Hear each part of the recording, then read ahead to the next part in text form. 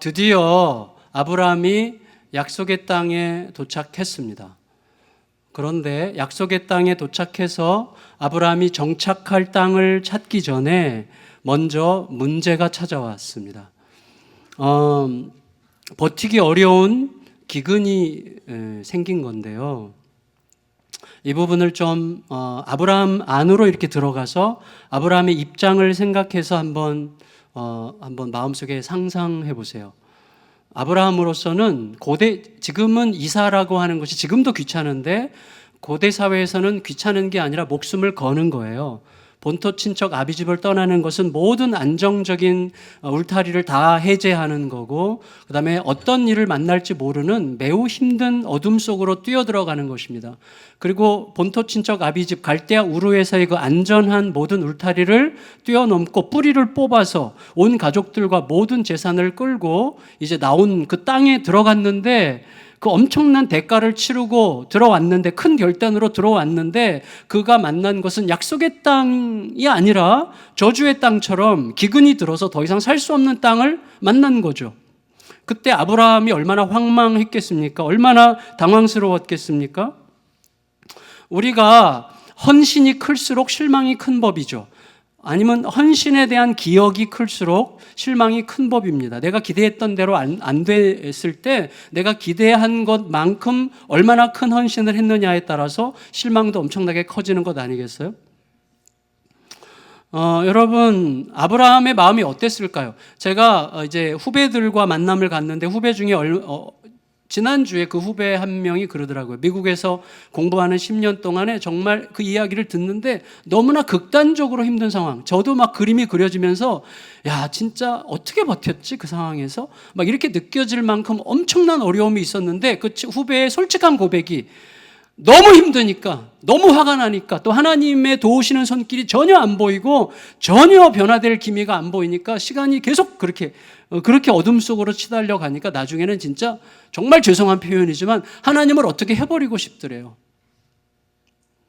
얼마나 힘들면 그런 마음, 그러니까 원망, 하나님에 대한 분노, 도대체 당신이 계신 거예요? 당신이 살아있는 거 맞습니까? 내가 당신을 신뢰할 수 있는 겁니까? 뭐 이런 이제 막 저주스러운 말들이 막 나오게 되는 것이죠. 여러분, 아브라함은 어마어마한 결단을 한 거거든요. 내 인생 전체를 그냥 거기다 건 거예요. 그 약속의 말씀에 건 거예요. 뭐 아브라함이 지금 굉장한 믿음이 있어서 선택해서 나온 게 아니라 이제 시작이에요.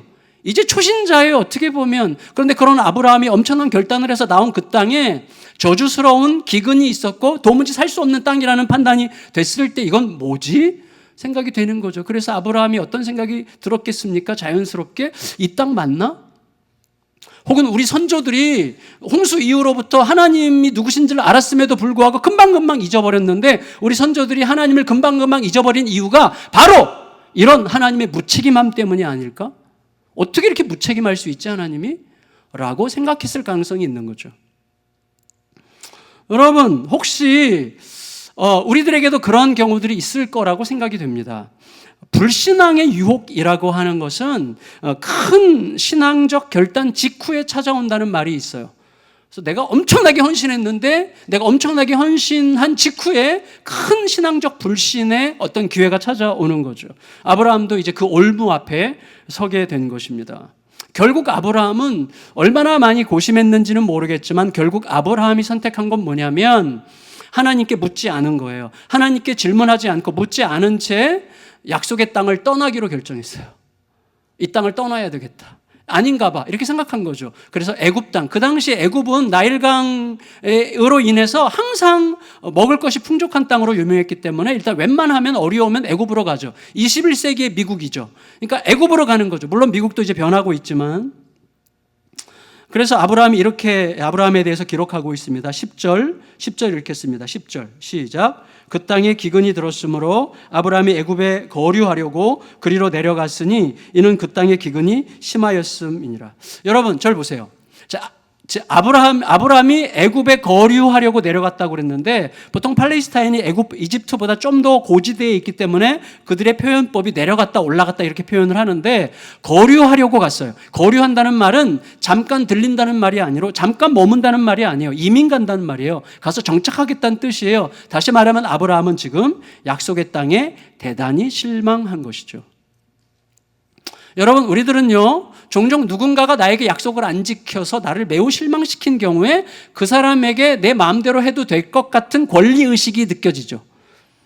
그래서 누가 나를 굉장히 실망시켜서 약속을 안 지켰고 굉장히 실망시켰기 때문에 내가 좀 못해도 괜찮겠다고 하는 권리의식이 생기곤 합니다. 우리들의 마음속에. 그래서 일단 실망하면 입이 닫히죠. 말하기 싫죠. 더 이상 묻고 싶지 않습니다. 그리고 묻지 않을 권리가 나에게 있다는 생각을 하게 하는 것이죠. 아브라함의 이런 모습들은 우리들에게 굉장히 자연스럽게 발견되는 건데요. 그렇지만 우리가 생각해야 됩니다. 뭐냐면 아브라함이 하나님께 묻지 않고 약속의 땅을 떠나기로 결정했다면 거기에는 두 가지 전제가 있는 거죠. 첫째는 뭐죠? 적어도 약속의 땅이라면 이따위 기근은 없어야 돼 라고 하는 전제가 있는 거죠. 두 번째, 이 기근으로부터 하나님께서 나를 지켜줄 거라고 내가 믿어지지 않아. 이 두 가지 전제가 있기 때문에 떠나는 거죠. 약속의 땅인데, 하나님이 약속하신 땅인데 약속의 땅이 내가 생각했던 약속의 땅과 같지 않다면 이 전제가 있어야만 떠날 수 있는 거죠. 약속의 땅인데 기근이 있을 리가 있나? 이거죠. 그리고 이 기근으로부터 나를 지켜줄 것 같지 않아 라고 하는 자기 생각이죠. 그렇지만 이거는 뭐예요? 결국 내 전제에 불과한 것이죠. 여러분, 약속의 땅에 기근이 있으면 안 됩니까? 기근을 통해서 더 위대한 하나님의 은혜를 경험할 수도 있잖아요. 근데 우리는 약속의 땅에는 기근이 없어야 된다고 생각하는 거예요.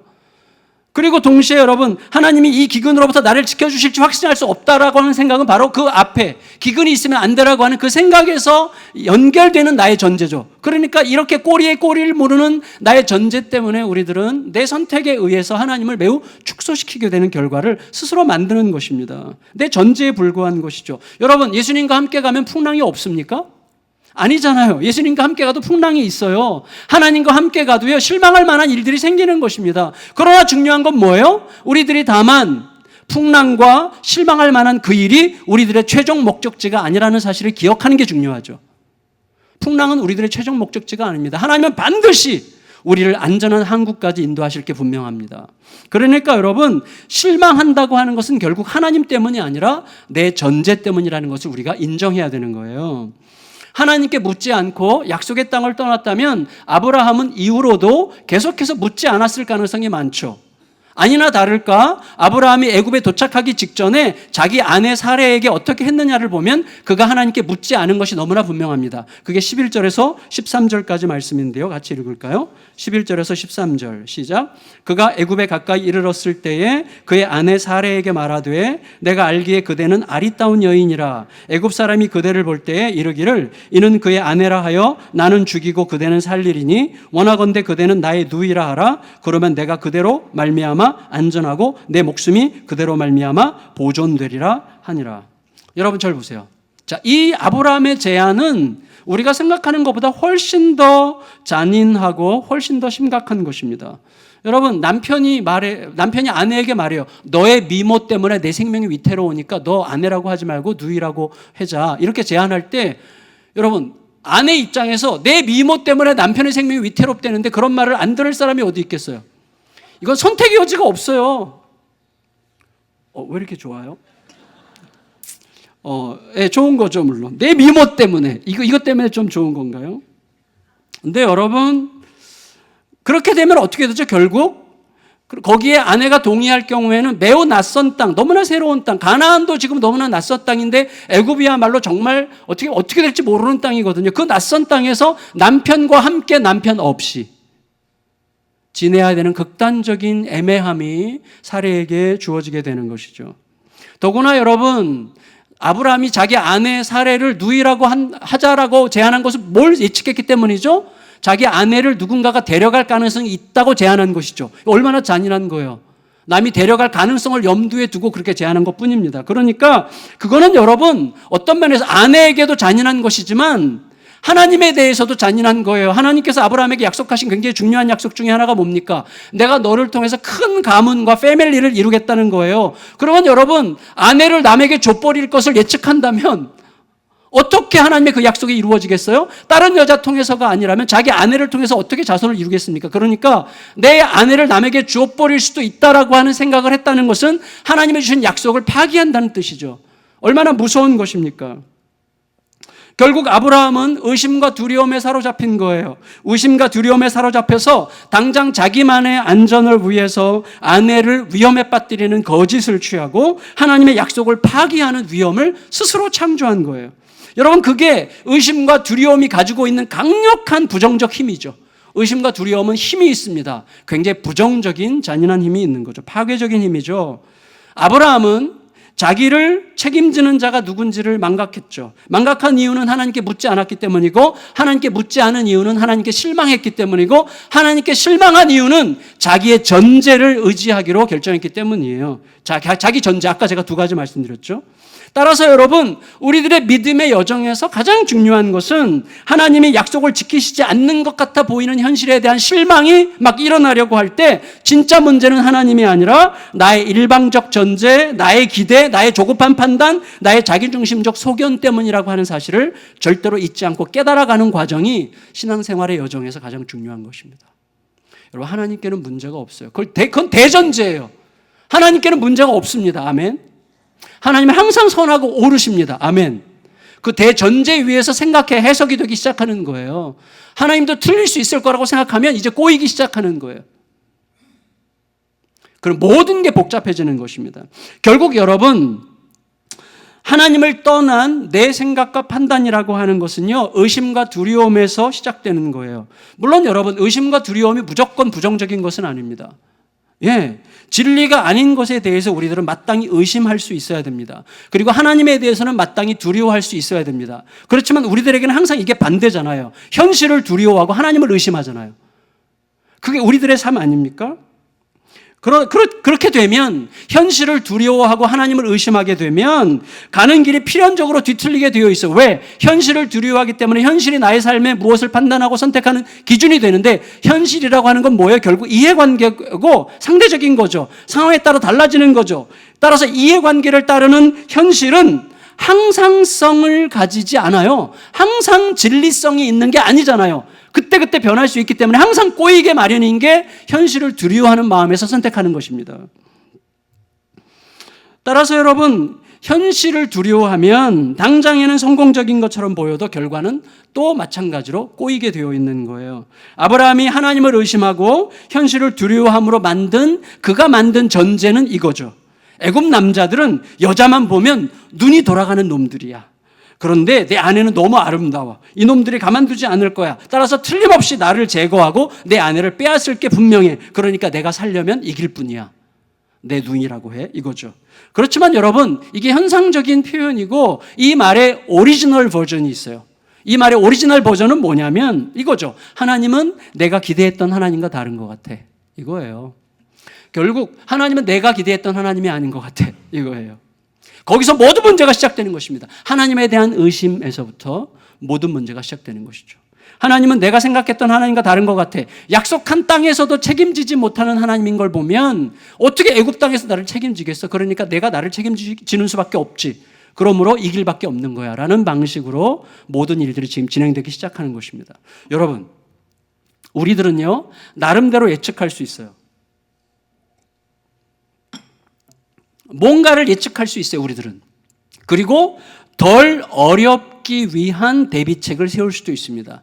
어려움에 덜 빠지기 위한 대비책도 세울 수 있는데, 중요한 것은 그 대비책을 하나님으로부터 듣지 않고 의심과 두려움으로부터 듣게 되면 그때부터 심각한 현상이 생기죠. 가장 심각한 현상이 뭡니까? 오직 하나님만 하실 수 있는 위대한 일을 결코 경험할 수 없어요. 의심과 두려움이 가르치는 대로 하면 내 손에 잡히고 눈에 보이는 어떤 방법을 따라서 쉽게 가는 거예요. 계속 꼬이게끔 되어 있어요, 그 길은. 하나님으로부터 듣는 것은 쉽지 않은 길일지라도 기다릴 줄 알아야죠. 여러분, 하나님으로부터 듣지 않고 의심과 두려움으로부터 들으면 우리가 기다릴 수 없어요. 빨리빨리 움직여야 되는 것이죠. 그렇게 되면 어떻게 됩니까? 하나님이 개입하셔서 하나님만이 이루실 수 있는 하나님의 위대한 역사를 절대 경험할 수 없는 것이죠. 하나님 앞에 하나님의 방식으로 하나님의 때까지 기다릴 줄 아는 게 너무나 중요한 것입니다. 여러분, 만일에 기근에도 불구하고 생각지 못했던 엄청난 실망스러운 현실에도 불구하고 아직 하나님의 말씀이 임하지 않았기 때문에 아브라함이 약속의 땅에 여전히 거하고 있었더라면 어떻게 됐겠어요? 아브라함은 아마도 떡을 물고 오는 까마귀를 만났겠죠. 엘리야처럼. 혹은 예기치 못했던 샘물을 만났을 수도 있습니다. 그거 누가 알겠어요? 모르는 거죠. 그렇지만 내가 이미 의심과 두려움 때문에 하나님께서 그렇게 일하실 수 있는 기회를 내가 박탈시킨 것이죠. 내가 빨리 선택해버림으로써. 혹은 애굽으로 갈지라도 하나님으로부터 듣고 가는 거라면 아내에 대하여 속이는 방식으로 대처하지 않았겠죠. 다른 방식으로 갔겠죠. 믿음의 방식으로 갔겠죠. 하나님으로부터 듣는 방식으로 갔겠죠. 그러니까 그 이후에 펼쳐지는 모든 일들은 완전히 새로운 현상으로 나타나게 되는 것입니다. 따라서 여러분, 우리들에게 너무나 중요한 것은 어떤 경우에도 하나님으로부터 들으려는 결단, 그리고 하나님은 모든 상황에서 오르시다라고 하는 단순한 확신, 이 두 가지에 의해서 우리의 삶이 진행되도록 해야 되는 것입니다. 언제든지 하나님으로부터 들어야 된다는 것과 하나님은 언제든지 오르시다라고 하는 매우 단순한 확신을 따라서 우리가 가야만 되는 것이죠. 여러분, 그게 흐트러지지 않아야 돼요. 그래서 그것 때문에 매일매일 반복해서 하나님의 말씀을 들어야 되는 거예요. 큐티를 하셔야 됩니다. 큐티. 예. 제가요, 이제 죄송해요. 우리 여러 형님들께는 정말 죄송한데, 저보단 동생이 훨씬 많으니까 용서해 주세요. 손주가 생기다 보니까 제가 저에 대한 관점이 실제로 어떻게 바뀌었는가 하면 내 때에 무언가를 이루려고 하는 마음이 현저하게 줄어들었어요. 이제는 우리 후배들을 좀 잘 이렇게 섬겨서 후배들이 뭔가를 하게 해야 되겠다 이렇게 생각하다 보니까 후배들 모임이 여러 개가 생겼어요. 그래서 후배들과 만남을 갖는데 그 후배 중에 한 친구가 이런 후배가 있어요. 이제 어떤 중견교회에 10년 전에 부임해서 갔는데 10년 동안 정말 신실하게 너무 목회를 잘했어요. 설교도 너무 잘하고요. 그리고 아주 성품이 너무 온전하고 그리고 바르고 매우 성경적이고 예수님에 대한 사랑이 뜨겁고, 그러니까 진짜 목사예요. 좋은 목사. 그래서 지난 10년 동안 교회가 2배 이상 성장하면서 굉장히 건강한, 또 웬만큼 이제 중형 교회로 이제 성장을 잘 했는데, 근데 이 친구가 10년 전에 어떤 다른 교회 목사님이 책에서 그 교회에 개척해서 10년 목회하고 어디 선교사로 떠났다는 이야기를 듣고 너무나 감동해가지고 나도 언젠간 해봐야 되겠다고 생각해서 이 교회에 부임할 때 하나님께 은밀하게 약속한 거예요. 저 10년만 하겠습니다.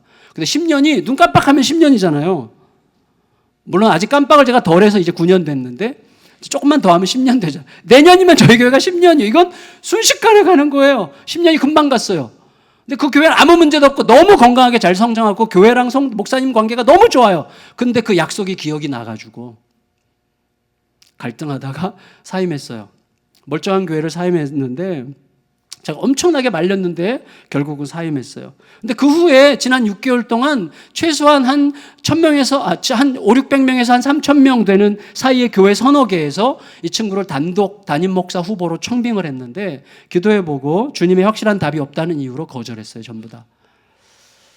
근데 한 달 전에 어떤 기독교 재단에서, 그러니까 이 친구가 섬기던 교회 원로 목사님이 재단 이사장으로 있는 그 재단에서 교회 하나를 개척하기로 결정해가지고 그 개척자에게 이분을 추천했는데 개척 자금이 무려 예요. 개척 자금이 무려 16억 원이에요.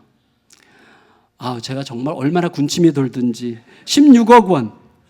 근데 이 부부가 그 얘기를 듣고 제안을 받고 함께 기도한 다음에 하나님의 이끄심이 아닌 것 같다는 이유로 또 거절을 했어요. 그래서 다시 지금 주님으로부터 들으려고 기다리고 있는 중이에요. 저는요, 솔직히 이 친구한테 많이 비난했어요. 야, 너 너무 폼 잡는 거 아니야? 너무 멋있는 척 하지 마. 그리고 뭐 너무 신중하게 들으려다가 잘못 듣는 거 아니야?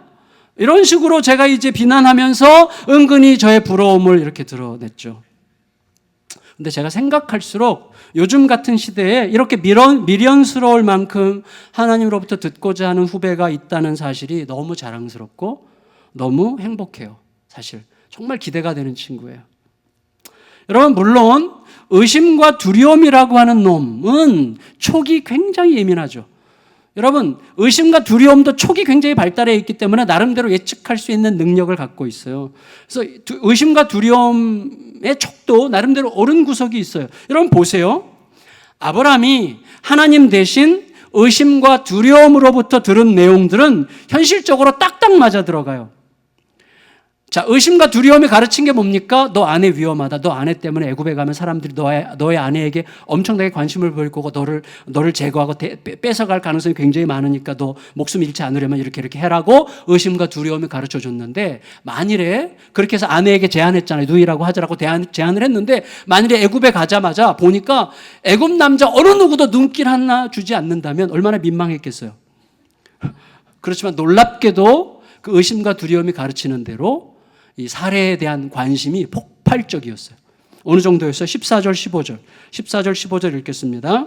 시작. 아브라함이 애굽에 이르렀을 때에 애굽 사람들이 그 여인이 심히 아리따움을 보았고 바로의 고관들도 그를 보고 바로 앞에서 칭찬함으로 그 여인을 바로의 궁으로 이끌어 들인지라. 여러분, 의심과 두려움이 가르쳐 준 것은요, 고스란히 성취됐을 뿐만 아니라 과도하게 성취돼 가지고 바로 왕이 반해가지고 그 자기 아내로 삼기 위해서 왕궁으로 데려가 버렸어요. 근데 여러분, 여기서 중요한 건 이거예요. 자, 내 앞으로 있을 어떤 일을 얼마나 정확하게 알려주느냐보다 훨씬 더 중요한 게 있어요. 뭐죠? 누가 알려주느냐 하는 거예요. 왜냐하면 하나님이 가르쳐 주신 게 아니라면 우리들은 의심과 두려움이 가르쳐 주는 것이 맞으면 맞을수록 더욱더 의심과 두려움의 통제를 받겠죠. 그래서 점치는 사람 앞에 가는 게 무서운 거예요. 거기 중독돼요. 한두 번 맞으면 어떻게 되죠? 거기에 매이게 되는 거예요. 자꾸 듣고 싶은 거죠. 가서 확인하고 싶은 거죠. 뭐 하려고? 자, 좀 이따 그 얘기 좀 드리려고 하는데, 여러분 생각해 보세요. 나를 스스로 누군가의 통제 아래로 넣는 거예요. 우리의 과거, 현재, 미래를 함께 하나님이 영원하시기 때문에 과거, 현재, 미래를 아시고 우리의 삶을 오늘 인도하신 하나님과 오늘을 살면 되는 거예요. 오늘이 곧 내일이니까 하나님과 함께라면. 여러분, 우리들은 그런데 이런 경향이 있잖아요. 머리 큰 사람한테 사기당한 적이 있는 사람은요, 머리 큰 사람한테 한 번 더 사기당하면 머리 큰 인간들은 절대 믿을 수 없다라고 하는 신념이 아주 구조화되죠, 내 안에서. 그래서 신념이 생겨요. 그래서 이 사람은요, 이제 이 사람에게 남는 것은 이제 의심과 두려움과 파탄나는 관계밖에 없어요. 이 사람 주위에 머리 큰 사람은 이제 얼씬도 못합니다. 심지어 만일에 예수님이 머리가 좀 크신 분이었다면 예수님 못 믿었을 거예요. 어느 정도의 우리가 어릴 때 아버지에 대한 경험이 나쁜 사람은 하나님 아버지 소리가 안 나온다 그러잖아요. 하나님을 아버지라고 부르기가 힘들어요. 그런 거예요. 그런 식으로 우리 안에 신념이 구조화되면서 우리의 삶을 주도해 가는 거죠. 하지만 여러분, 하나님으로부터 매일매일 새롭게 듣는 사람은 좋으면 좋은 대로, 나쁘면 나쁜 대로 하나님과 지속적으로 동행하면서 편견과 신념을 넘어서 하나님의 은혜 속에서 성숙과 성장을 이룰 수 있게 되는 것입니다. 그런 면에서요, 최근에 이제 좀 논쟁이 된 책 중에 기도에 관한 책이 있어요. 기도에 관한 책. 제목도 좀 요상한 제목인데, 사실은 제가 잘 아는 후배가 쓴, 요새는 별로 안 친한 후배인데 후배가 쓴 책이어서 제목을 소개하지 않겠습니다. 왜냐하면 제목을 소개하면 안 읽어도 되는데 굳이 관심을 가질까 봐 소개를 하지 않겠지만, 내용은 간단해요. 기도에 대한 여러 가지 신학적으로 또 좋은 의미 있는 또 괜찮은 내용들도 꽤 많이 있지만, 제가 느끼기에 그 형제가 이 책을 통해서 말하고 싶었던 것은 건강한 기도란 이런 기도라가 아니라 자기를 좀 자랑하고 싶었던 것 같아요.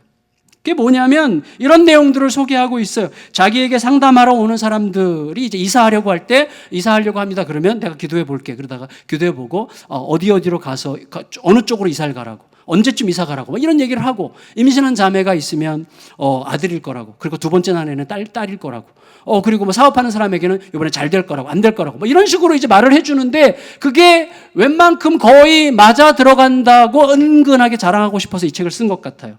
물론 제가 잘못 봤을 수도 있지만 그런 면들이 저에게는 느껴져요. 근데 여러분, 그런 경우에 그게 맞으면 맞을수록 그것은 고마운 거라기보다는 사악한 거죠.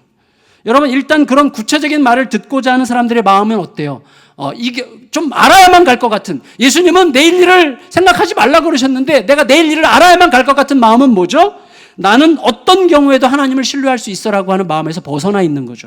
다시 말하면 이미 두려움과 의심이 작동하고 있는 거예요. 따라서 그런 분들에게 무언가 구체적으로 확정적인 것을 자꾸 말해준다고 하는 것은 뭐예요? 맞으면 맞는 대로, 틀리면 틀리는 대로 말해준 자에게 매이게 할 수밖에 없어요. 자꾸 가서 뭔가를 들어야만 되는 거죠. 여러분, 미리 알아서 뭐하게, 진짜 미리 알아서 뭐하게요. 우리에게 자신을 드러내시는 하나님은 복 주시기를 원하시는 분이시지만 서쪽보다는 동쪽이, 딸보다는 아들이, 실패보다는 성공이 더 복되다라고 말씀하시는 분이 아니세요. 오히려 하나님께서 함께 하신다면 동쪽이건 서쪽이건 딸이건 아들이건 실패건 성공이건 모든 것이 복이 되게 하실 수 있는 분이 우리 하나님이시죠. 아멘. 따라서 모든 상황에서 영광을 나타내실 수 있는, 나의 고통 속에서도 나의 성공 속에서도 당신의 영광을 나타내실 수 있는 그 하나님을 높여, 그 하나님을 더욱더 의지하게 하는 것이 아니라면 이런 식의 점쟁이식 기도는 극도로 위험하죠. 그것은 의심과 두려움을 더욱 고착시키고 거기에 사람을 매이게 하는 사악함입니다. 그래서 그런 데 가서 머리 숙이지 마시기를 바라요. 진실로. 여러분, 애굽에 도착한 아브라함에게 의심과 두려움의 전성기가 찾아왔어요. 의심과 두려움의 전성기. 의심과 두려움이 가르쳐준 대로 뭐예요? 애굽 가면 위기가 있을 거다. 근데 정말 의심과 두려움이 가르쳐준 대로 애굽에 가서 위기가 닥쳤어요. 그리고 의심과 두려움이 가르쳐준 대로 이집트 사람들이 속아 넘어갔어요. 의심과 두려움에 순종한 덕분에 이제 아브라함은 큰 재산가가 됐어요. 16절 읽겠습니다. 16절 시작. 이에 바로가 노비와 암수나귀와 낙타를 얻었더라. 여러분, 아브라함이요, 잘 속여 먹었고 의심과 두려움이 가르쳐준 대로 의심과 두려움이 예측한 대로 모든 일이 전개됐고, 그리고 그대로 애굽인들이 속아 넘어갔고 그 덕분에 재산까지 얻었어요. 그렇지만 보세요, 의심과 두려움 덕분에 아브라함이 얻은 그것은 큰 재산이 아니라 뭐예요? 아내와 가정을 팔아서 얻은 수치죠. 아내는 이미 바로궁에 가 있어요. 아내와 가정을 팔아먹은 거에 불과하죠. 여러분, 하나님께서는요, 의심과 두려움이 만든 이 거짓 전략이 영구적으로 활개치고 다니는 것을 허용하지 않으십니다. 적어도 하나님이 부르신 사람, 하나님에 의해서 부르심을 받은 사람이, 하나님의 사람이 의심과 두려움이 낳은 거짓 성공 위에서 계속 살아가게 하실 수는 없었어요. 그래서 하나님은 매우 과격한 방식으로 바로 왕에게 아브라함의 진실을 알리셨습니다. 17절 읽겠습니다. 17절 시작. 여호와께서 아브라함의 아내 사레의 일로 바로와 그 집에 큰 재앙을 내리신지라. 성도 여러분, 아브라함은요, 애굽 사람들과 바로 왕을 제대로 속여 먹은 줄 알았지만 하나님은 바로 왕에게 진실을 알려 아브라함을 수치에 빠뜨리시죠.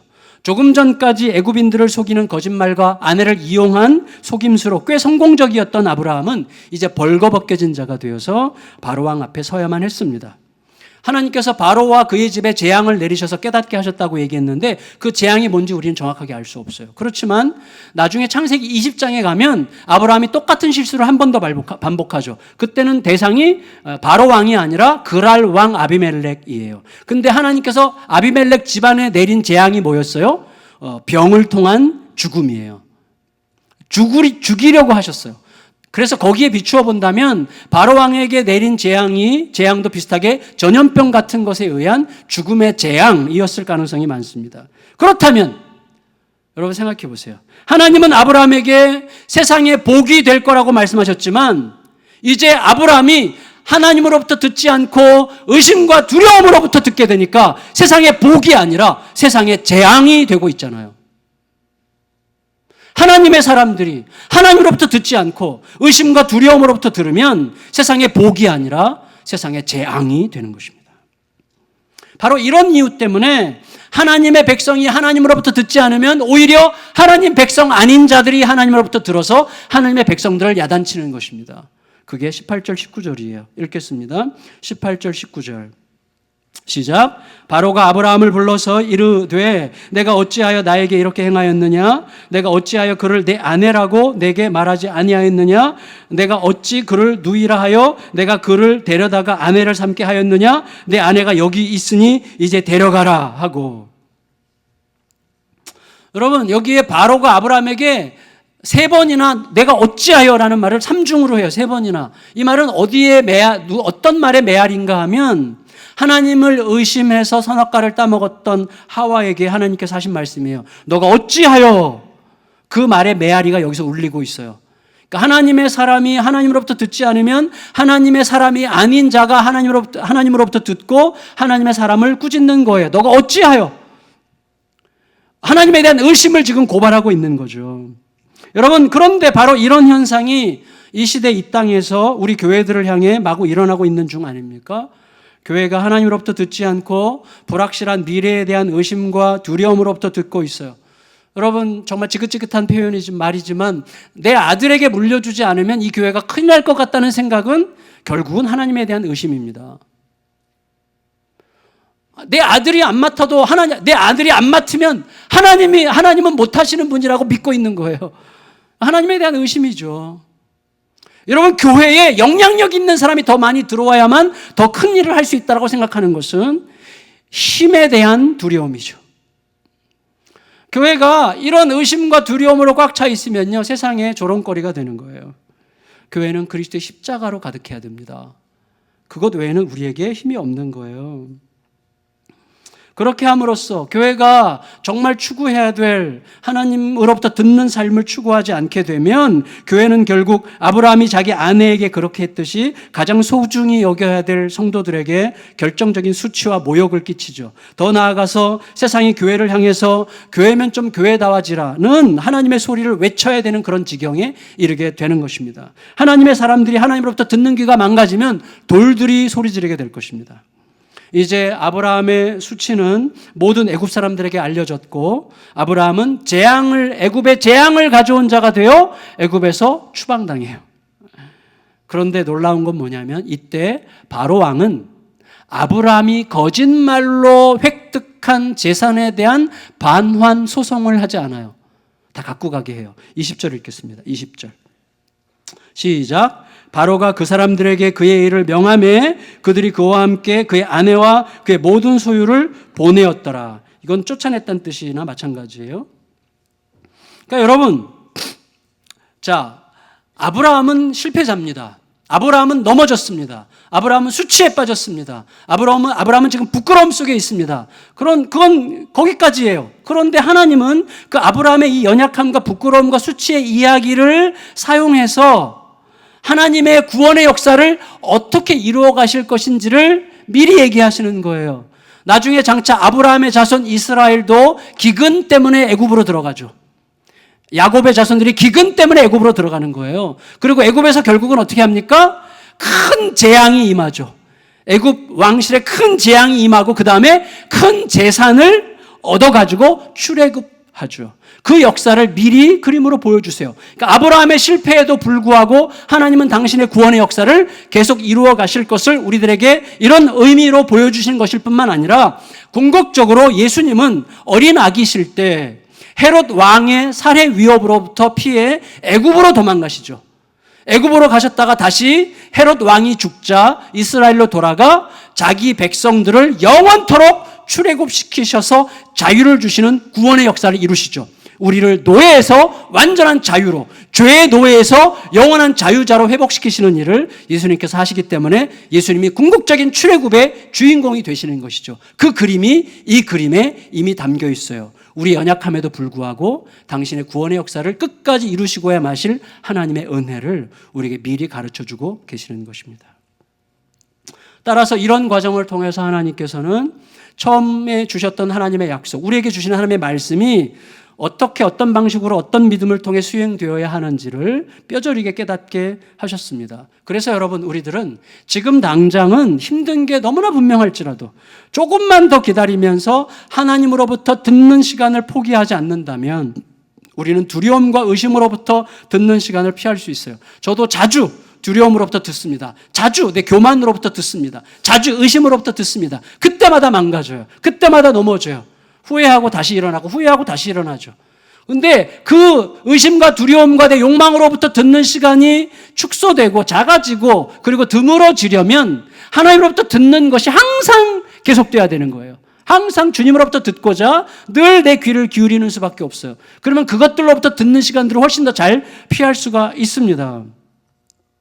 그리고 여러분, 하나님으로부터 듣는 그 말씀은 당장에는 아무것도 이루지 못하는 것 같아 보여도 결국에는 큰 복이 되는 길, 우리를 세상의 부담과 비난의 대상이 아니라 세상의 선물이 되는 길로 우리들을 인도할 것입니다. 제가 욕심으로부터 들으면요, 의심으로부터 들으면요, 두려움으로부터 들으면요, 이 교회가 세상의 조롱거리가 되는 것은 한순간이에요. 한순간이에요. 여러분이 저를 위해서 기도 많이 하셔야 됩니다. 여러분이 예수양남교회 다닌다는 게 한순간에 수치가 되게 할 수 있는 능력이 저에게 있어요. 바로 바람 피면 되는 거예요. 그럼 여러분이 그 다음부터 한순간에 예수양남교회 다니는 게 수치가 되는 거예요. 근데 우리 모두가 다 마찬가지잖아요. 매 순간 주님으로부터 듣지 않으면 한순간에 넘어지는 것입니다. 의심으로부터, 두려움으로부터, 욕심으로부터 듣게 되는 거예요. 그래서 두려운 거죠. 그렇지만 행복한 거죠. 왜? 항상 주님은 내가 듣고자 해서 막 진을 빼야 들으시는 분이 아니라 하나님은 거기 계시며 말씀하시는 하나님이시기 때문에 내 자기 고집과 자기 전제만 내려놓으면 언제든지 듣게 하시는 하나님이십니다. 그래서 무엇보다 항상 첫 단추가 중요해요. 첫 단추가.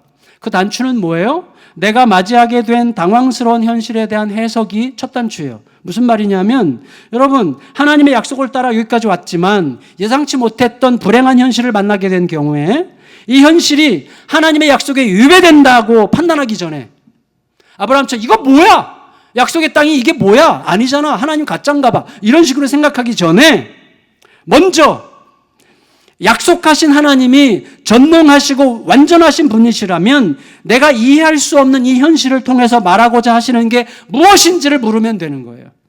그리고 이 현실에서 과연 어떻게 하기를 원하시는지를 물으면 되는 거예요. 여러분, 물론 첫 단추를 잘못 끼웠더라도 다시 시작하면 되는 것입니다. 적당히 처리하는 것보다는 다시 시작하는 게 훨씬 더 중요해요. 그런데 내가 지금 나이가 이만큼 됐고 내가 지금 너무 일이 많이 진행돼가지고 다시 시작하는 것이 도대체 불가능한 것 같이 느껴진다면, 내가 다시 시작하는 것이 불가능하다고 느끼고 있는 바로 이 생각이 하나님으로부터 듣는 소리인지 의심과 두려움이 주는 소리인지를 먼저 물어야 되겠고, 하나님께서 내게 다시 시작할 필요 없어 라는 감동을 주신다면 하나님은 반드시 다른 답을 주시고 마십니다. 그걸 여러분 경험하셔야 돼요. 경험으로 알게 되는 것이죠. 결국 우리에게 중요한 것은 현재 내가 어떤 상황에 처해 있는가, 그리고 이 상황은 나에게 어떤 유익과 불행을 줄 것인가 하는 것을 아는 것도 중요하지만, 그것보다 훨씬 더 중요한 것은 하나님께서 어떤 목적을 따라 나를 여기까지 인도하셨는가 하는 것을 절대 잊지 않는 거예요. 무슨 말인가 하면 지금 내 앞에 있는 이 상황이 나에게 어떤 불행과 어떤 유익을 줄 것인가를 계산하는 것도 중요하지만, 그것보다 내가 어떻게 해서 여기 있는지, 다시 말해 하나님의 대하 드라마 가운데서 내가 어떤 위치에 지금 있는지를 생각하는 게 굉장히 중요하다는 것입니다. 그렇게 되면 어떻게 되죠? 관점이 바뀌어요. 여러분, 전적으로 배타적으로 하나님께만 듣기로 결정하고 오신 구원자는 예수님이세요. 예수님은 요한복음에 보면 항상 내가 하나님 아버지께 본 것만 행하고 하나님께서 아버지로부터 들은 것만 말한다, 이런 식의 표현을 굉장히 많이 하시죠.